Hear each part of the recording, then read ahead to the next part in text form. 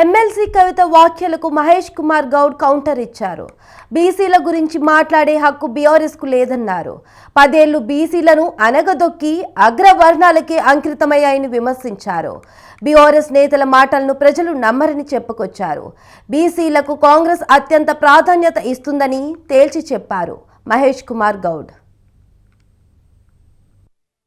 MLC Kalvakuntla Kavitha గారు చేస్తున్న BC ధర్నా మీద ప్రజలకి అవగాహన కలగాలి. 10 ఏళ్లు బీసీ జాతిని అనగదొక్కినటువంటి బీఆర్ఎస్ పార్టీ, బీఆర్ఎస్ నాయకులు వారికి ఇవాళ బీసీల గురించి ధర్నా చేసే హక్కు లేదు. రిజర్వేషన్ని 23% కుదించింది బీఆర్ఎస్ పార్టీ, అవునా కాదా? ఇది స్పష్టత ఇవ్వాల్సిన అవసరం ఉంది కవిత గారికి. బీసీకి సంబంధించిన ఆర్గనైజేషన్స్, డిపార్ట్మెంట్ అన్నిటి కూడా నిధులు కోతపెట్టి నానా ఇబ్బందులు గురి చేసింది బీఆర్ఎస్ ప్రభుత్వమా కాదా? ఇది స్పష్టత ఇవ్వాల్సిన అవసరం ఉన్నది. ఇలా కాంగ్రెస్ పార్టీ బీసీలకు 42% రిజర్వేషన్ ఇస్తామని కామారెడ్డి డిక్లరేషన్ లో స్వయంగా నేనే ప్రతిపాదించిన.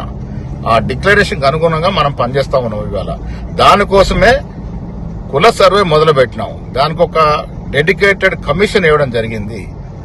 సో ఈ రకంగా కాంగ్రెస్ పార్టీ అన్ని రకాల చర్యలు తీసుకున్నప్పటికీ కూడా బీఆర్ఎస్ హయాంలో బీసీలందరినీ, బీసీ జాతులందరూ కూడా అనగదు